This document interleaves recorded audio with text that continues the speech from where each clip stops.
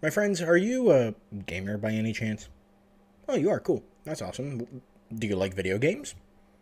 Oh, cool. I guess we have something in common. So, if I told you that you could play a video game, you could play it for however long you like, but at any point, I can come in, take that game from you, and you'll never be able to play it ever again.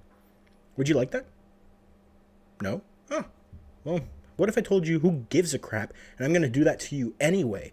Which is pretty much what Ubisoft is saying right now in the sense of the crew going into people's game libraries and stripping them of their licenses, making them no longer able to even access the game in the first place. Yeah, the crew has been a hot topic for the past couple of months with Ubisoft talking about shutting down its services and essentially telling all those who enjoyed playing the game to get a middle finger up their butt and then shell out all the money that they have to buy their shoddy sequels. And yet, despite all the uproar and even hackers finding out that there's an offline mode that can be enabled within the crew so that way people can still experience the game even after its end of life has come, Ubisoft just doesn't care, putting their fingers in their ears, basically going la la la la la la la, can't hear you. And it started taking away the crew from everybody, stealing all of their stuff, essentially going on with the mantra, you don't own your games, which they love to remind us about all the time. Game preservation is something that I wholeheartedly stand with. It doesn't matter how good, bad, or ugly the game may be. I mean, look at the best example of a bad and ugly game that has come out. Suicide Squad Kills the Justice League, which is a major atrocity amongst most people in the gaming community. There are still a few hundred people who enjoy the game, even after the Jonkler update. But here's the thing. I can make fun of whoever plays the game. It's my right as a gamer to say what I feel about a game that is out there. However, there are going to be people who still enjoy playing the game. And if Rocksteady decided that they wanted to pull the plug on Suicide Squad, what's going to happen with those few people who actually enjoy the game? That sense of leisure, that sense of playtime, free time, has now ceased. And I would have as much disdain for Rocksteady as I do with Ubisoft and how they're handling the crew. Because here's the thing. It doesn't matter whether if you've never played a game before or if you make fun of a game. In this instance, I've never played the crew, nor do I want to play Suicide Squad. But at the end of the day, you should still be worried because even though you might not have played those games or make fun of those games, at some point it could happen to a game that you enjoy. Especially in the age of live services where gaming companies just don't know how to handle them because their heads are so far up their butt that they're only focused on making money and spewing out garbage and making sure that we buy their garbage and then treat it like garbage by throwing it in the trash, which justifies these antics that Ubisoft is trying to pull. And if your brain is glued to the internet like most people are, you're probably aware of Accursed Farms, a YouTuber who is campaigning about trying to get these game publishers to stop removing their games from their consumers, just as what Ubisoft is doing right now. So, you're probably wondering, how can I even go about trying to get involved in preventing these game publishers from doing anything to remove the games that I love and enjoy? Well, the first thing you can do is go watch Accursed Farms video and give it a like and subscribe to his channel because it's very in-depth, his video, and worth the watch. The second thing you can do is, if you want to just jump right ahead, is go to the take action side of Stop Killing Games, the website that they have created by allowing you to look at the different countries that are available on here and sign a petition to the respective agencies that require this sort of attention. Now, I'm from the good old US of A, so I'm going to have to go and click on the link right here. Now, as you can see, you have your list of priorities, different contacts that you can reach out to, the DGCCRF, you can contact the FTC. However, there are some cases here. Clearly, you can see that this option requires that you own the crew. Because I don't own the crew, unfortunately, I can't apply for those too. So I'm on the third side, which is spreading word. So hopefully for those of you who have not gotten the news, if somehow you haven't and you ended up here, here you go. Here's the sources that you need. If you do own the crew and you are from the United States, then by all means, reach out to these sources. So now you're probably asking yourself, hey, Anto, like, why do you care about preserving a game that is online only if its sole function is so that way it can be online? It needs an online connection to play the game in the first place. And that's where I'll tell you, well, first off, it's not about online-only games. Hackers, like I said, found out that the crew has a flag to go offline so that way it can be played. It's just that Ubisoft is being a little shit and not allowing it to be enabled because they want to get rid of your game. And then the second thing is that there's more ways to preserve a game other than just letting it float in the ether. One of those ways is by owning a hard copy. Now, I don't have any hard copies on me right now, but if I were to go to my parents, I could whip out the old Xbox 360, pop in some Halo 3, and I could play the game at my own leisure. Granted, I can't play online like I did back in the day, but I could still play campaign, and if I wanted to, I could still play other things like Forge or custom games with split screen or even LAN if I can find somebody else who has a 360 and Halo 3 to go with it. However, the issue is that in today's age, most games have this live service mechanic to where it's persistently online, to the point where even a physical copy is not immune to the effects of it being online only. So we need to have another layer on top of preserving games beyond just owning the game and popping the CD in and hoping that you connect to a server. So the second option that we would need in order to preserve games is to establish what's called a peer-to-peer or P2P connection. See, most games that are online, like The Crew or even a game like Helldivers 2, for example, they run off of servers that are housed by the developers or the publishers, depending on who owns the right to the game.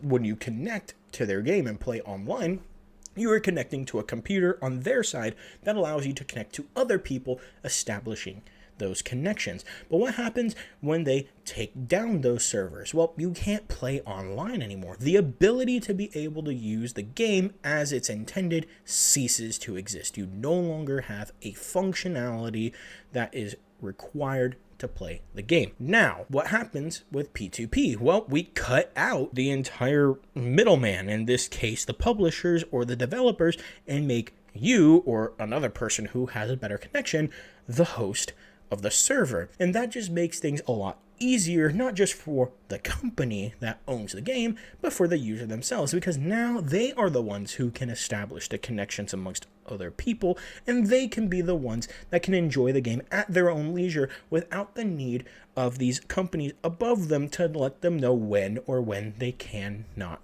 play the game. And in that case, we can look at an example that I think is a pretty decent one, though does have a sad fate to it: Evolve Stage 2.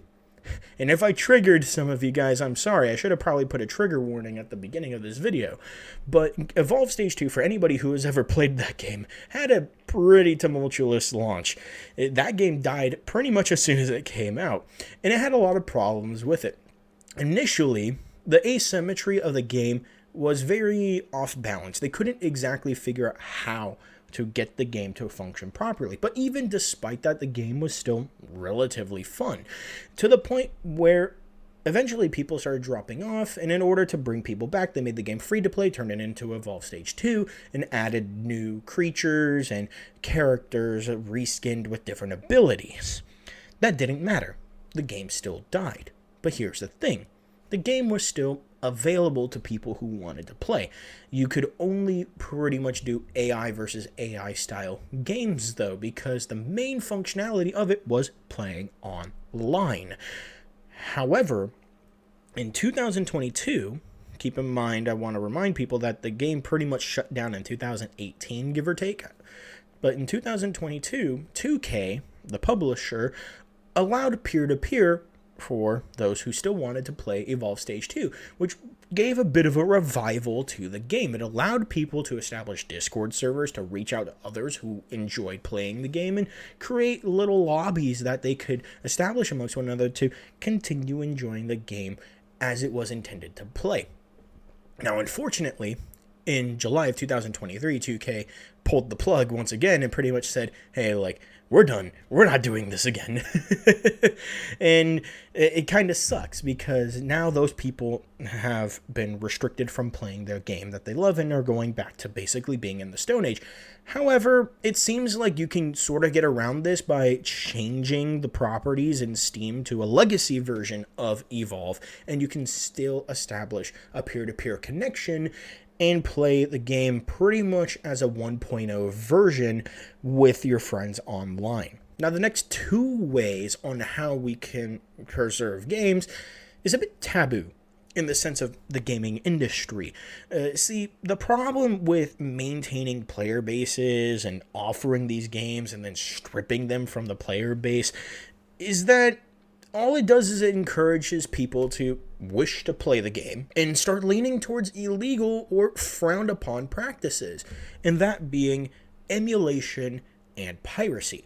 Now, I'm going to paraphrase Gabe Newell because this quote is used ubiquitously in the sense of these kinds of topics.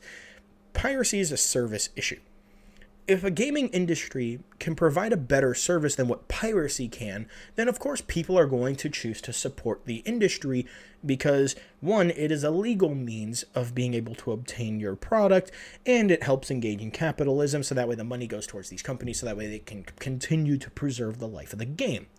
However, if these services end up being restricted or revoked, like in the case of The Crew, it's just going to encourage people to do dastardly things to get what they want. I have nothing against emulation. I think emulation is a fantastic thing to allow people to engage with older video games that don't have a means of being able to be played because they are either hardware restricted or have some other layer above them that's preventing people from playing the game. One example is like the Wii and the Wii U, particularly with the Wii U because it had a recent shutdown. They completely stopped producing anything Wii U related. So all those games that are on the Wii U are pretty much locked. You can't play them unless if you can find a functioning Wii U to be able to play the games that you love. And one of those games being, in my opinion, Star Fox Zero, which did not deserve the fate that it got. That thing should have a Switch port because there are not a lot of good Star Fox games out there, and pretty much is just restricted to Star Fox 64. Star Fox Zero deserves to be on the Switch, but guess what? You can't play Star Fox Zero on the Switch, and you need a Wii U to play that. And good luck finding Star Fox Zero because good luck finding a Wii U in general because those games are gone. So how can somebody who enjoys the Star Fox series be able to play that game?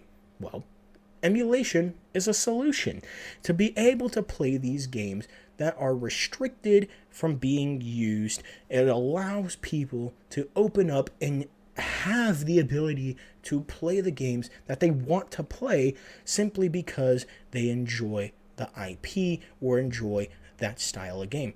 Look, emulation is a fantastic thing. I can't get enough of it. And the thing is that you're kind of SOL if you don't have a way to emulate the games that you want to play. But now we get into piracy, and like I said, I don't condone piracy, but if you're going to go out of your way to do it, I'm not going to stop you.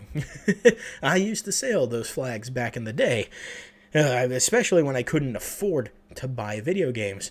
And even though I'm a reformed pirate and I am now an avid consumer of capitalistic markets, I'm not going to call out all those pirates who don't want to engage in the expenditure of currency. But I also don't want to conflate emulation and piracy. Emulation may involve piracy, but piracy isn't always emulation. There are two separate things that can sometimes merge, but they are not the same thing. However, that's a completely different topic in the sense of debating what emulation and piracy is. The side of the conversation I want to lean on is what happens when a game is just completely unobtainable by any means necessary. Remember when I brought up Evolve Stage 2? Well, in that Discord server, there are people in there who are asking about trying to get their friends a Evolve Stage 2 key, so that way they could download the game for themselves on Steam and be able to play with their friends on these peer-to-peer servers. Here's the problem. 2K doesn't make those keys anymore. You can't find a way to get Evolve Stage 2 unless if somebody has a key floating around. And unfortunately, these people in the server couldn't find them a key. And although the word was floating around, they too did not condone the act of piracy. But there is one thing that some guy said, and I'll blur out his name, and that was, piracy talk aside, if a game is no longer sold, then the company doesn't want my money anymore. And I stand behind that totally in the sense of a digital transaction. If a company creates a digital good that is meant for sale, and then at some point pulls that item, never to be sold again, then the company should have no say on whether if people still wish to obtain it, even if it's through unorthodox means. Again, I don't condone piracy, but I'm not going to complain if somebody decides to do so, just so that way they could play the games that they want. Now, I want to give an honorable mention to remasters and remakes, because they do preserve the game to an extent by re-releasing and updating the type of games that we love. Now, typically, remasters and remakes do have some differences, though, from the original copies. The obvious one is that it's a separate entity. There's your original copy and then the remaster copy. It's two different things. And then there are some differences. Typically, they'll have graphic updates, or they'll even go far down as to have some functional differences depending on how the remaster was built. My best example for this is Halo, the Master Chief Collection, particularly with Halo 2 Anniversary. See, the difference with Halo 2 Anniversary and the original Halo 2 is that despite the graphical differences, even though you could play in classic graphics, it came down to the engine that built Halo 2 Anniversary.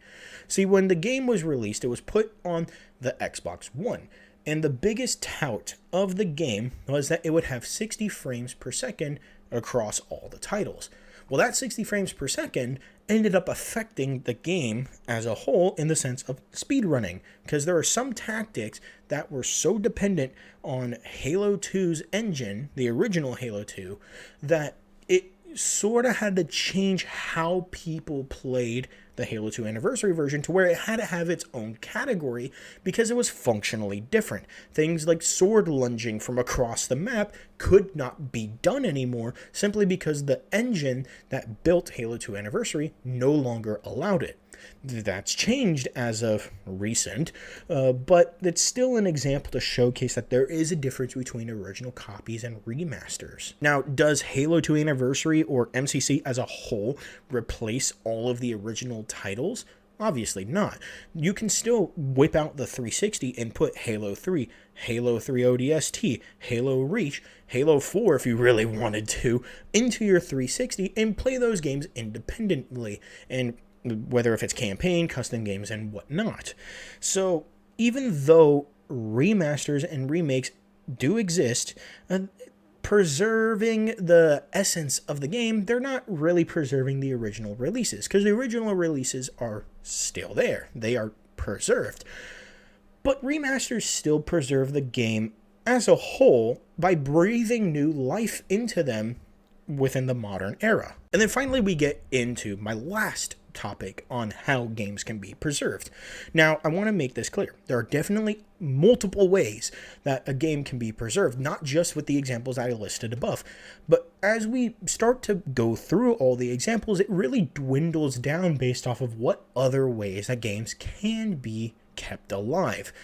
But this begs the question, what exactly happens when a game gets completely shelved, when it's removed from the libraries, game stores, or anywhere that it can be downloaded, and essentially becomes a lost source of media and gone forever unless if somebody managed to steal the source code and then upload a pirated version of whatever the latest version was of that game. However, what if I told you that despite them taking the games off, that the game company still owns all those assets? Just because the game is gone doesn't necessarily mean that what built the game is no longer there. The company still has the rights to all of the items that constructed of building the game. Now, I'm about to unlock a core memory for some people here, and if this was something that you did not experience, don't worry about it. But for those of you who did, I'm about to drop a bomb, so brace yourself here. Paragon. Did I jump scare some of you guys? Because if you remember what Paragon is, and if you've never heard of Paragon, Paragon was essentially a free-to-play, third-person, over-the-shoulder MOBA that was created by Epic. Yeah, the same Epic that made Fortnite.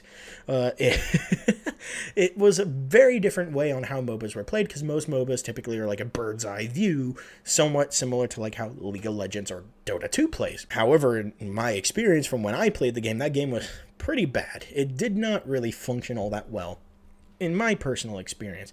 And this is back in 2016, so I'm literally reaching the back of my brain to try and remember anything about it. The game felt clunky, it had very weird mechanics, and it even had somewhat pay-to-win loot boxes that sort of drove the game to dying. And it did die, eventually getting removed from Epic Games Store's list of games. But Epic did something that most game companies don't really do. See, one thing that they did was that they went to Unreal Engine 4, the way how the game was created, and essentially gave away all of their assets for free.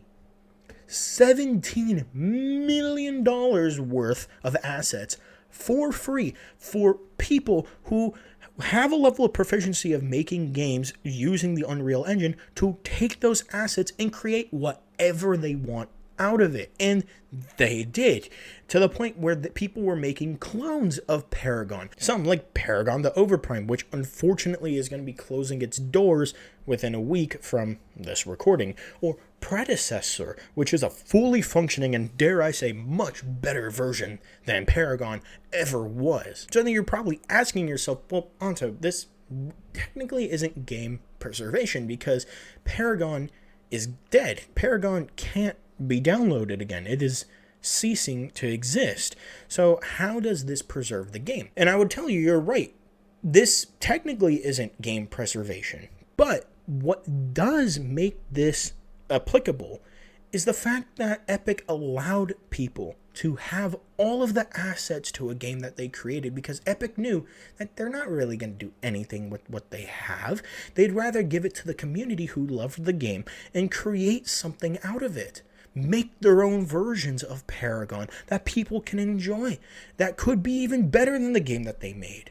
So in a sense, yeah, it might not be preserved, but what makes it preserved is the fact that people can make something out of the materials that built the game that they loved, maybe even recreate a game that was similar to the game that came out in its past. See, game preservation can come in all shapes and sizes, whether if it's physical copies or allowing P2P or giving away the assets knowing good and well that you as a company are not going to do anything with them, so give it to the community so that they can build what they want out of it.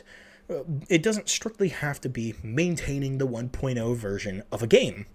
But when companies like Ubisoft continue to cram down our throats the idea of you don't own any of your games and you gotta deal with it, it's gonna make people not want to give money to you and maybe even turn to the dark side and start hoisting the sails. At the end of the day, we vote with our wallets.